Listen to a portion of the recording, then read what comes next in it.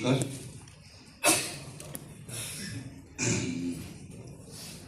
আজকে সকাল থেকে না একটা গান খুব পিছু নিয়েছে।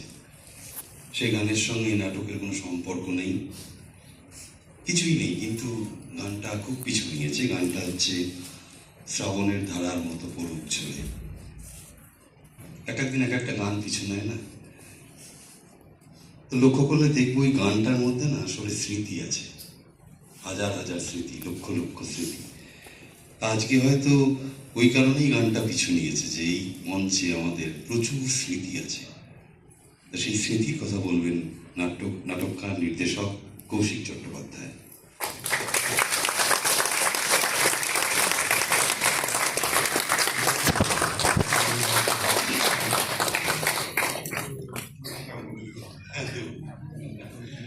নমস্কার সবাইকে। বেলঘরিয়া অভিমুখ আমাদেরই দল, আমাদের প্রিয় দল। আর আজকে নাটকের ৯৮তম অভিনয় হচ্ছে বিনোদিনী মঞ্চে।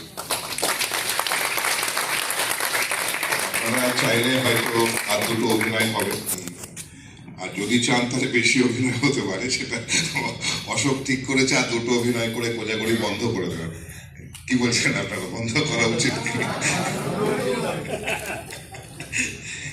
তাই যেটা বলছিল যে আমার অভিমুখ তো আমার বন্ধু দল, আমাদের দল, ওদের কাছে ভালোবাসা, কৃতজ্ঞতা সবই রয়েছে, কিন্তু ইউনিটি মঞ্চের কাছে আমাদের কৃতজ্ঞতা এমন সুন্দর একটা হল তৈরি করার জন্য।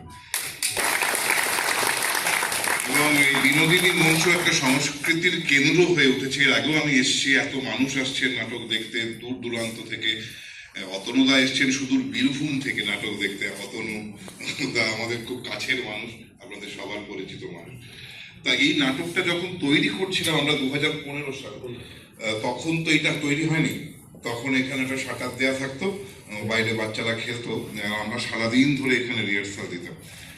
ফলে তো এই নাটকটার সঙ্গে ইউনিটি মঞ্চর এই